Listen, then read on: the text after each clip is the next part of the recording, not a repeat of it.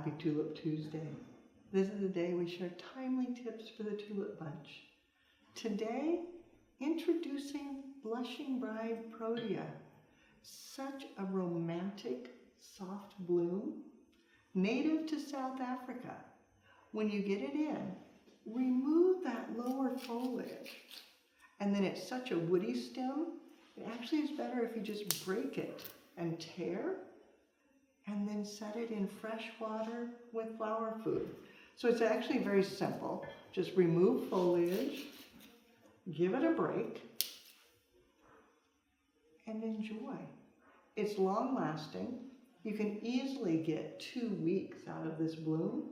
And then even as it dries, this soft ivory turns just a little bit pinker, shrivels a bit, and is still fabulous. So now you know, Blushing Bride Protea, a fabulous bloom to add to your repertoire.